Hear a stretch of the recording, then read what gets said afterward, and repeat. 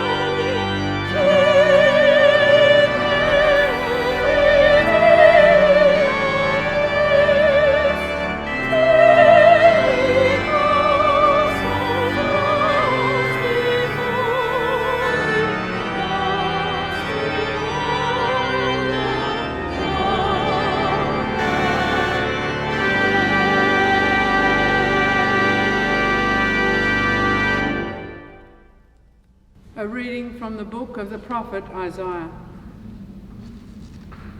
But now thus says the Lord, He who created you, O Jacob, He who formed you, O Israel, do not fear, for I have redeemed you. I have called you by name. You are mine. When you pass through the waters, I will be with you. Through the rivers, they shall not overwhelm you. When you walk through the fire, you shall not be burned, and the flame shall not consume you. For I am the Lord your God, the Holy One of Israel, your Saviour. I give Egypt as your ransom, Ethiopia and Seba in exchange for you, because you are precious in my sight and honoured, and I love you. I give people in return for you, nations in exchange for your love. Hear the word of the Lord. Thanks be to God.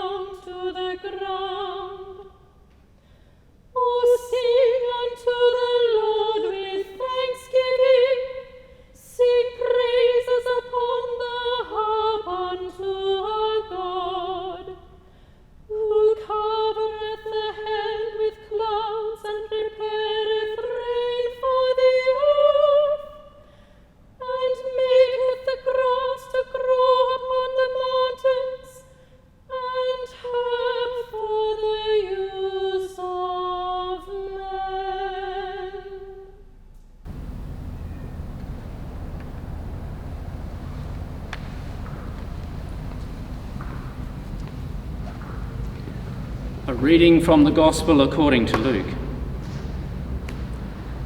Just then there came a man named Jairus, a leader of the synagogue.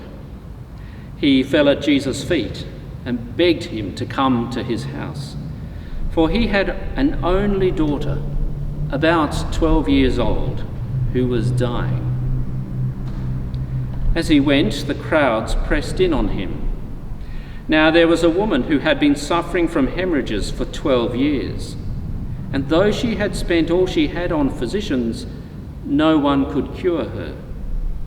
She came up behind him and touched the fringe of his clothes, and immediately her hemorrhage stopped. Then Jesus asked, "Who touched me?" When all denied it, Peter said, "Master, the crowds surround you and press in on you." But Jesus said, "Someone touched me, for I noticed that power had gone out from me." When the woman saw that she could not remain hidden, she came trembling, and falling down before him, she declared in the presence of all the people why she had touched him, and how she had been immediately healed. He said to her, "Daughter, your faith has made you well. Go in peace." While he was still speaking, someone came from the leader's house to say, "Your daughter is dead. Do not trouble the teacher any longer." When Jesus heard this, he replied, "Do not fear. Only believe, and she will be saved."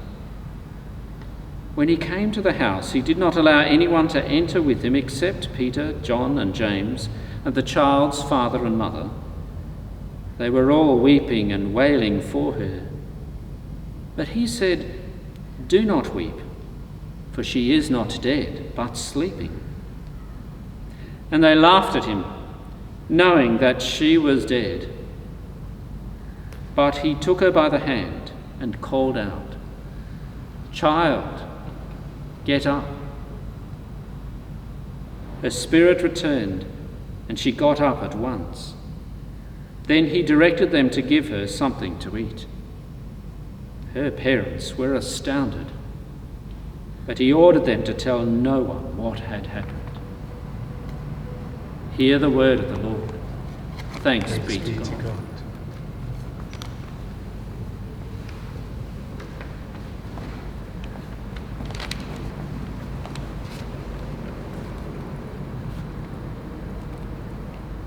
May the words of my mouth and the meditation of our hearts be acceptable in thy sight, O Lord, our strength and our Redeemer. Amen. Well, I'm delighted to be preaching to you on this occasion, and from the perspective as a retired nurse and midwife, to give thanks for all the nurses and healthcare workers practicing today, and particularly during this COVID-19 time. Also, especially remembering Florence Nightingale and Vivian Bullwinkle, who have both been exceptional examples and pioneer nurses, who took the profession to a higher level of recognition for the need of dignity, respect and training of health workers. A few months ago, I had reason to receive care from paramedics and nurses experiencing being on the other side by receiving their conscientiousness and care to me. It is your dignity done to you by others and the risk of one's personhood by the intervention of medicine and technology. What struck me most from the hospital visit was that I wasn't depersonalised in the system, but it was the human face. They demonstrated great care and respect for my human person. This is what nursing represents. Every year on the 12th of May, nurses celebrate International Nurses' Day and midwifery throughout the world since 1975. To mark the contributions nurses and healthcare workers make to society. This year is the 200th anniversary of Florence Nightingale's birth, and also was known as the Lady with the Lamp. Florence was a pioneer and a visionary of the nursing profession, performed hospital sanitation, improved quality of care, trendsetted for health care processes and education, and including data collection, interpretation and presentation. The transformation for the British military hospitals, particularly in the Crimea War, and the healthcare system began an era of growing respect for the nursing profession. Florence's accomplishments were so amazing in her lifetime. Considering her circumstances, she certainly left us a challenge as to how much can we do. We who are nurses and health workers here today continue our contribution to this wonderful profession and to be the best nurses and healthcare workers we can be by contributing to quality and safety standards always, and for all our patients. Professor Philip Derbyshire in 2008 sums up a nurse's role eloquently. As nurses and healthcare workers, he said, we are given an awesome privilege to stand beside others and to share with them some of life's most profound moments and darkest crises. We join new parents and the joy of birth. We bear witness to and often alleviate anguish, pain and suffering. We accompany people towards new understandings of illness and disability, and we mobilise hope where a bleak diagnosis gives none. We help patients face the most traumatic injury, the most gaping wound, or the deepest psychic distress, and say with confidence that we can do something to help there. We share the relief and help celebrate at times of healing and recovery, and we stand with those on their final journey in this life towards death. We take these words seriously, and we will strive to cultivate, celebrate, and retain a sense of awe and reverence for our work. For me, I recognise my journey having known that nursing was like a calling on my life, vocation, just as I knew later that I was called to the ordained ministry. It's a part of what you aspire and believe you are meant to do. There are parallels between nursing and ordained ministry. Our common role is to give ourselves in the care of others and walk alongside people in their needs, suffering or pain, grief or loss. It's just not about using our hands to heal, but it becomes from the heart. At 2020 Anzac Dawn service, Miss Sharon Brown, retired RAAF Wing Commander, who served in Bali and Afghanistan and was injured in East Timor, gave the address. She is involved in the Australian War Memorial and helped raise funds, along with the Australian College of Nursing, to commission a sculpture of the inaugural Australian's most decorated army nurse, Vivian Bullwinkle, to honour the courage, the dedication and sacrifice, who was the sole survivor of the 1942 Banker Island massacre. The sculpture was going to be erected this year, but delayed due to the COVID-19. Miss Brown said proudly, "It will be the first time a female has been commemorated in that way, and the first time for a nurse." A state funeral was held in this cathedral for Vivian Bullwinkle on July the 10th, 2000, and a memorable plaque hangs in the Soldiers' Chapel, remembering her bravery, courage, compassion and commitment to the ongoing standards of the nursing profession. The first reading from Isaiah seemed to highlight the fact that when we are in difficult situations, we find comfort for ourselves in the fact that God will be with us always, which helps us remember to thank God for what Jesus has done for us on the cross and the rising to new life, because he loves us and cares for us. In our second reading, these two healings couldn't be more different. Jairus was religiously prominent, who knelt down before Jesus, asking him to come to his house and heal his daughter who was dying. Then the woman was ceremonially unclean and not allowed to set foot in the synagogue. Then, in amongst the crowd, touching and jostling, Jesus says these remarkable words, "Someone touched me, for I perceive power going out from me." Someone had touched him with a different touch, a touch that drew power from God himself. She dare not touch his person, but the hem of his garment was going to be enough. Jesus goes with Jairus to his home, and his daughter was healed by faith. This is pointing to the fact that when we ask in faith, that the power of God and his love is transferred to you and me. In the calling as nurses and healthcare workers, they know what it means to love to the end.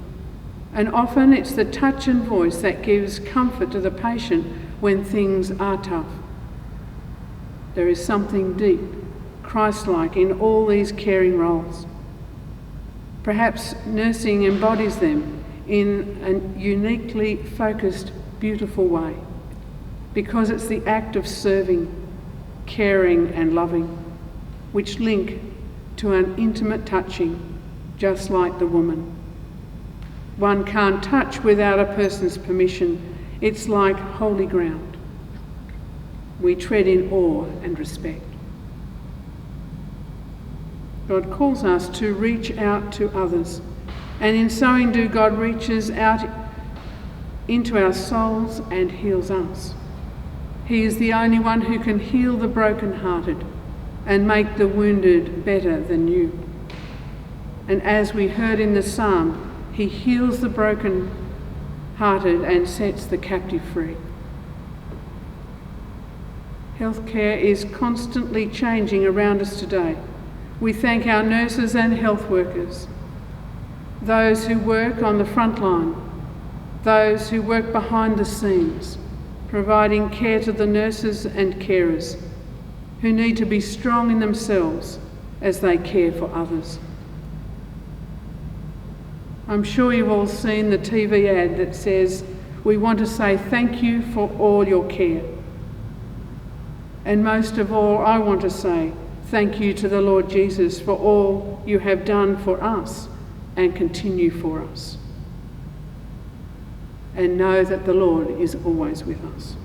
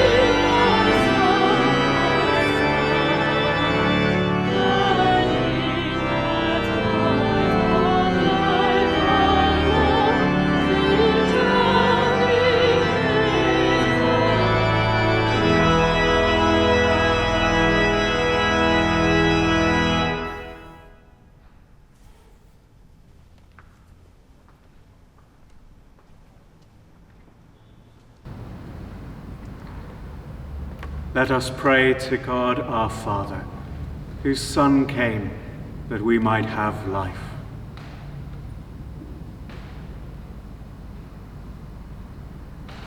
Heavenly Father, we give you thanks for the life and work of Florence Nightingale and Vivian Bullwinkle, and for those whom they have inspired to serve with care and compassion. We pray for the work of professional organisations, associations, councils and unions that support and uphold the vocation, training and careers of nurses in our state, our Commonwealth and throughout the world. That their members may continue their significant contribution to clinical care. Lord, hear us. Lord, graciously hear us. We give you thanks for all who provide leadership in the provision of healthcare and for government medical officers, and pray that in challenging times, support and compassion may be shown to those most in need. Lord, hear us. Lord, graciously hear us. We pray for all who promote health and well-being in policy and practice, for healthcare workers offering care in hospitals, clinics, care homes, and in the community, for healthcare professionals in training and those who teach them, and for all engaged in medical research. Lord, hear us. Lord, graciously hear us. We pray for those who suffer in body, mind, or spirit, for those who are terminally ill, elderly, or frail, for all refugees and those who bear the scars of war, for all who live with chronic disability and pain, and for the many who care for them, for those infected with COVID-19, and those who are deeply distressed at this pandemic. Lord, hear us. Lord, graciously hear us. Remember in your kingdom, O Lord, all those who have faithfully served you here on earth and are now at rest. Grant us with them and with all the faithful departed the joy of your salvation. Lord, hear us. Lord, graciously hear us. As our Saviour Christ has taught us, we are confident to pray. Our Father in heaven, hallowed be your name. Your kingdom come. Your will be done on earth as in heaven. Give us today our daily bread. Forgive us our sins, as we forgive those who sin against us. Save us from the time of trial, and deliver us from evil. For the kingdom, the power, and the glory are yours, now and forever. Amen.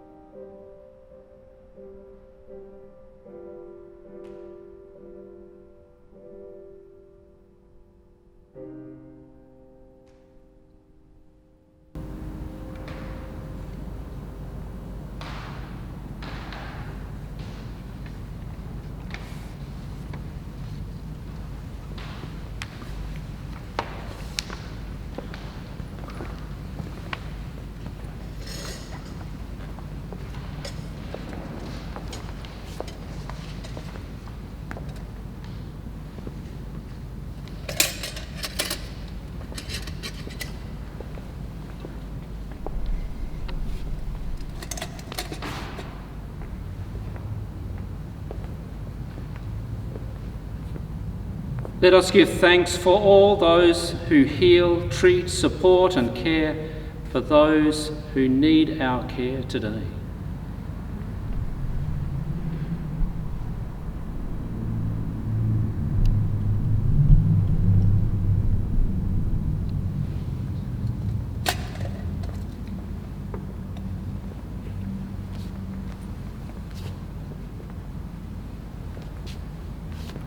May this lamp signify the sacred calling to serve the sick and injured, which was heard and answered by Florence Nightingale, the Lady of the Lamp, passed on from generation to generation, and still brings hope and comfort to the sick today through the care and skill of healthcare professionals.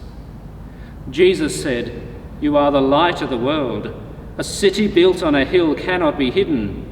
No one, after lighting a lamp, puts it under the bushel basket, but on the lampstand, and it gives light to all in the house.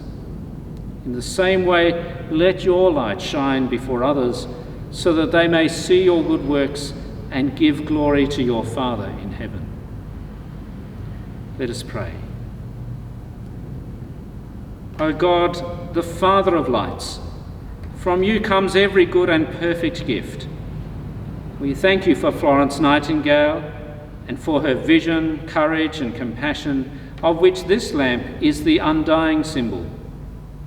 Kindle our hearts, we pray, by the fire of your Holy Spirit, so that we may shine for you in the darkness of human suffering and sorrow. Through him who is the light of the world, our Saviour Jesus Christ. Amen.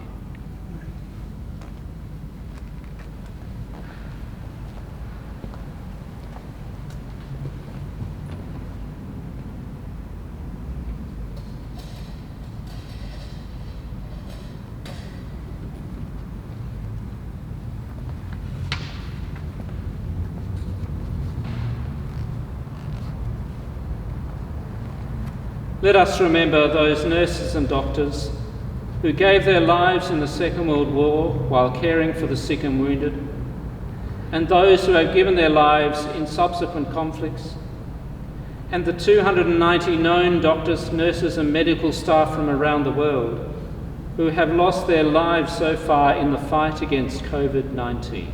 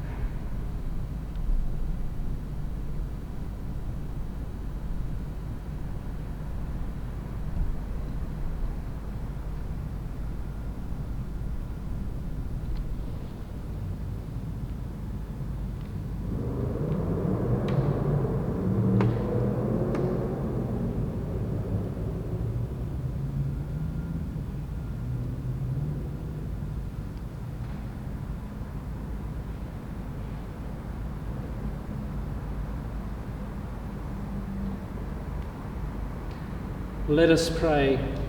God our Father, we praise your holy name for all who lived and died in the service of others and are now at rest in Christ.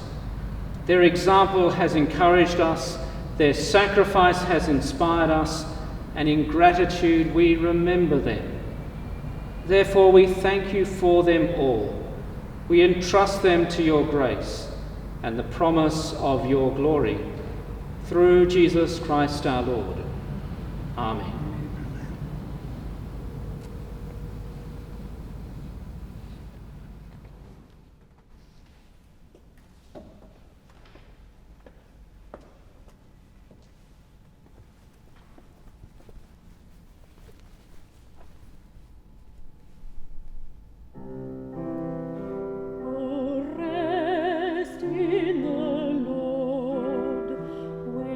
Patiently for him.